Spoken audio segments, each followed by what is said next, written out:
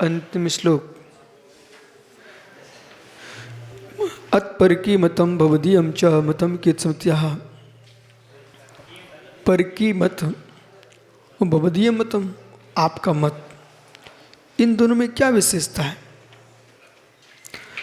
भौगुण संपत्किलम परमतमपि बहुदुर्वचन विन्यास सकलम नय भक्तिवतम सकलम तम देवमतम समन्वद्रम सकलम।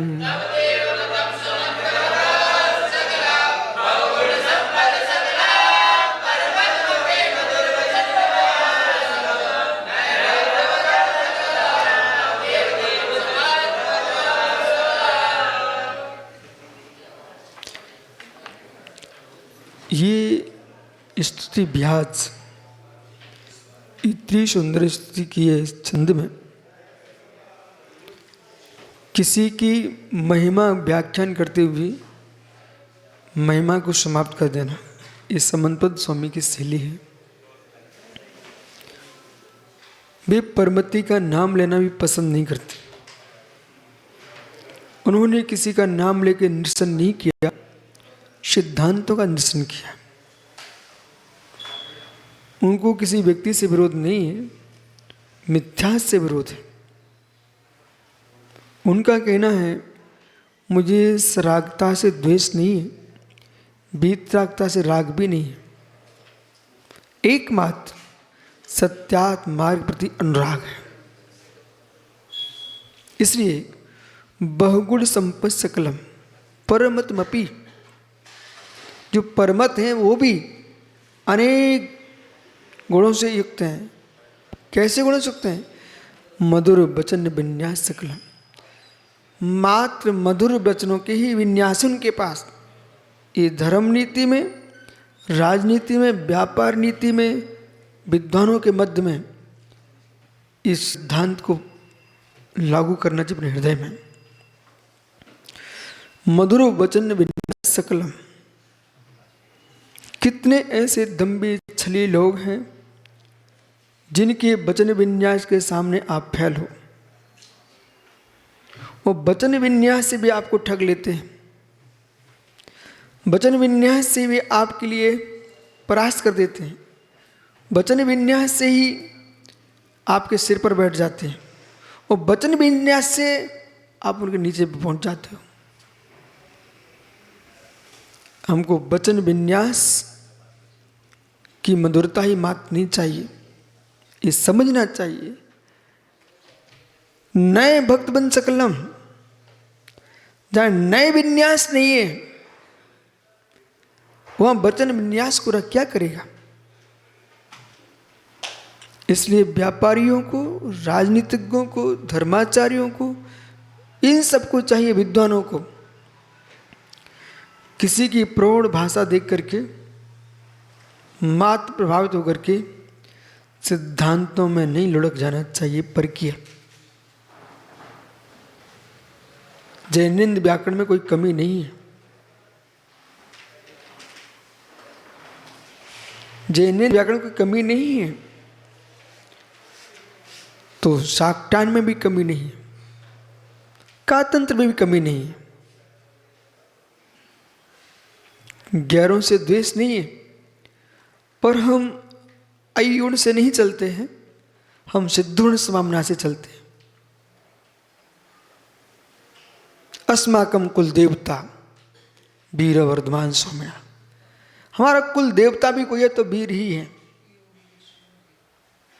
इसलिए सिद्धिरनेकांतश्च, जैनेन्द्र व्याकरण की सिद्धि होती है प्रारंभ अनेकांतश्च, मतलब व्याकरण में भी अनेकांत है। और जैनेन्द्र व्याकरण का भरपूर प्रयोग करने वाले कोई आचार्य वे हैं, उनका नाम है अकलंक स्वामी। अकलंक स्वामी की इस बात को स्वीकार करना चाहिए। उन्होंने जैनेन्द्र व्याकरण का भरपूर प्रयोग किया है जैनेन्द्र राजवार्तिक में। आप सब मुनियों को दो दो विद्वान लगा के रखा हमने। आज तुम सीख जाओगे ना, तो कभी भविष्य में तुम्हारा नाम होगा। कुंद कुंद की बात कोई संग प्राकृत में साहित्य लिखने वाले आचार्य हुए हैं, ये 2 विद्वान घर छोड़ के आए हैं, आपको उनकी महिमा समझना चाहिए।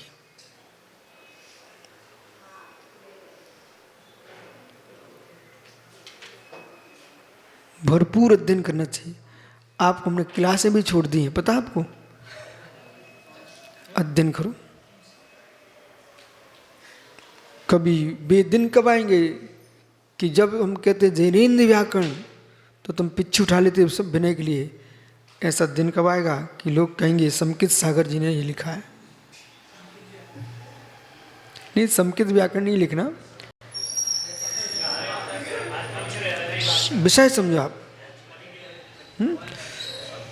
तो अपनी योग्यताओं को बढ़ाना चाहिए। पुनः कह रहा हूं भाई, सुनिए, व्यायाम से शरीर की शक्ति बढ़ती है, शास्त्र अभ्यास से बुद्धि की शक्ति बढ़ती है। व्यायाम से शरीर की शक्ति बढ़ती है, शास्त्र अध्ययन से बुद्धि की शक्ति बढ़ती है, और ध्यान से आत्मा की परम शक्ति बढ़ती है। इसलिए और जीवन में चाहे अस्वस्थ हो, सिर दर्द करे, पैर दर्द करे, पेट दर्द करे, लेकिन गद्दी पर उमंग के साथ आना चाहिए। महसूस नहीं करना है कि हम बीमार हैं, बिल्कुल उमंग के साथ आना चाहिए। जब वक्ता में ही उमंग नहीं होगी तो श्रोता अपने आप सो जाएंगे। और सार सागर जी कहाँ गए बालक? भरपूर रसों का प्रयोग होना चाहिए, पेट के लिए नहीं, प्रवचन में। मतलब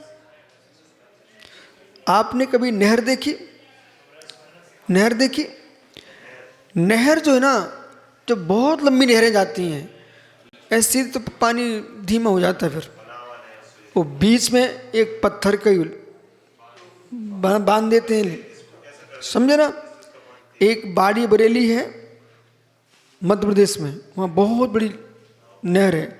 झांसी के अंदर चिरगांव के पास बहुत बड़ी नहर है, चिरगांव में नदी जैसी बहती हो। लेकिन उस इतनी बड़ी नहर में क्या करते हो, बीच बीच में उन्होंने टीन के वो डाल के रखे हैं, पत्थर की एक दीवार खड़ी कर दी है। वो दीवार क्यों खड़ी जाती है? खड़ी नहीं की गई है, वो जो वहां से बहते धीमे हो गया है, यहाँ से फिर नीचे गिराएंगे तो फिर वो बहेगा, तो बढ़ती है। ऐसे हमारे प्रवचन में एक राजा था, एक रानी थी, वे इस प्रकार से जीते थे। इस शांतियों कोई को आपस की बातें नहीं चल रही है, हमें क्या करना है? सम्राट था, ओह, उसकी पट्ट में से कहती, हे स्वामी, कहता कहो प्रिय। तो आपको उसमें समझ रहे ना आप सब? आप ये उसको, यदि आप नाट्य शैली आना चाहिए, और वो कुछ ज्यादा चली जाती है, और अध्यात्म बोल रहे हो, फिर हाथ पैर नहीं हिलाने का, कुछ भी। अध्यात्म के लिए शांत, निर्वेद, कुछ नहीं। तुमने हाथ पैर हिलाए, अध्यात्म नहीं है। यहां देखो ना, व्याकरण में कातंत्र, रूपमाला, कातंत्र व्याकरण की बात नहीं कर, रूपमाला की बात कर रहा हूं। भाव संत त्रिविद्याचार्य ने क्या लिखा? मूढ़ीस्तम से चित्तम कुल विभाष्या। तो जोर दिया, क्योंकि हमको उसका खंडन करना था। मूढ़ीस्तम न जाना सी, ये संबंध स्वामी बोल रहे, आप सुनिए ध्यान से। मधुर वचन विन्यास सकलम। महावीर भैया, पंडित जी, बहुत सारे ऐसे संप्रदाय हैं जो मीठा बोलना ही जानते हैं, मीठा जीना कभी नहीं जानते। चारुबाग छोड़िए, उसके अलावा भी मीठा बोलना ही जानते हैं, एक जैनियों में भी संप्रदाय है, वो मीठा बोल के आंखें लगा देता भगवान में, मारे तीर छीन लेता है। कुछ ऐसे मीठे लोग हैं जो सीधी छुरी लगाते हैं जीवों पर, बोलते मीठा। इसलिए मधुर वन्यासम नए भक्तम सकलम तम देव मतम। लेकिन हे प्रभु, आपका जो दर्शन है वो कैसा है? बहुगुण संपत सकलम, बहुगुण संपत्ति कौन सी संपत्ति है? नए भक्त बन सकलम, नए प्रमाण की संपत्ति से युक्त होकर के आपका शासन है। तब देव, हे देव, मतम तव मतम समंत्र भद्रम सकलम, आपका जो दर्शन है समंत भद्रम, प्राणी मात्र के लिए कल्याणप्रद है, ऐसा आपका दर्शन है। जगत का दर्शन मात्र वचनों की मधुरता है, कल्याणप्रद नहीं है। पर आपका दर्शन भवंत भद्रोपि समंत्र भद्रा, अभद्र भी समंत्र भद्र हो जाता है। ये समंत्र भद्र की शैली है। स्वयं का नाम भी आ गया और कहां लगाया? समंत्र भद्र। हे प्रभु, आपका शासन समंत्र भद्र, समंत नहीं परितात, बराबर समंत परितात, परितात चारों ओर से भद्र शासन है, उसका नाम समंत्र भद्र शासन है, ऐसा समझना। बहुवाच गुणस्य सर्वज्ञ वीत्रागताद्या सर्वज्ञ वीतेषाम संपदम संपत्तिस्त्याम असकल संपूर्ण परस्मतम। जो अन्नमत है वे असकल है, परमत शब्दादि इति संबंध, उनका शब्दादि संबंध पुरपि कथम भूता, कैसे परमतम? मधुर वचन विन्यास सकलम, मधुराणी सुत रमणीयानी, कर्ण प्रिय, बोलते कैसा है? कर्ण प्रिय। ओ सपेरा, महावीर पंडित जी, दूसरे पंडित जी का नाम क्या है? कमल मुमुक्षु, कमलांकुर कमल मुमुक्षु। मित्र, अहो सपेरा, तेरी बीन की आवाज बड़ी सुंदर है, पर नांग तू समझ नहीं पाया।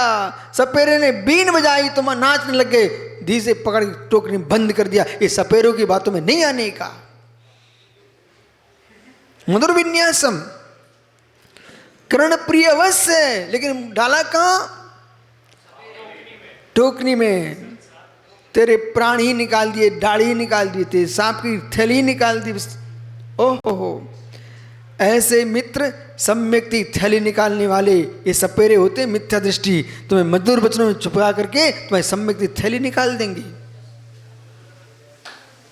इसलिए बातों में नहीं आना किसी मधुर प्रिय। अच्छा तो बोलते हैं, हाँ अच्छा तो बोलते हैं, अच्छे बोलने के चक्कर में कितनी लड़कियां के टिकड़े हो गए। अच्छा बोलते हैं। सुत रमणीयम, तानी का तानी च तानी बचनानी, कौन सी वो चल रही है विभक्ति? तानी च तानी बचनानी, तत्ते तानी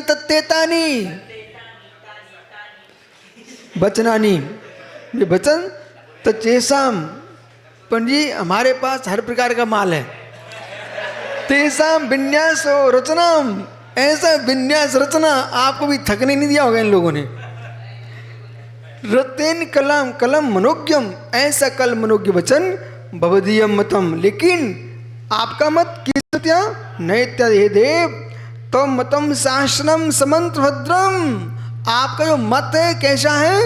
दर्शन समंत्र भद्र, समन्तात् भद्रम निर्बाधत्वेन सर्वतः, निर्बाध रूप से सर्वथा शोभनम समन्तद् भवन भद्राणी कल्याणानि यस्मात् भव्यानाम ततोक्तम। जो भव्य जीव कल्याणप्रद है। किंचित भवत्या सकलम समस्तम पुनरपि कथम भूतम नए भक्तवन् सकलम नया निगमादि सात नए तेषाम भक्तों से भक्ति से स्याद्वाद इत्यादि भंगा, और स्याद्वाद आदि भंग स एवं वा ताम एतावंतम सकलम तावंत सकम कर्णभूषणम, बेहिए कर्णभूषण तल ललातिथि नए भक्त बन सकलम।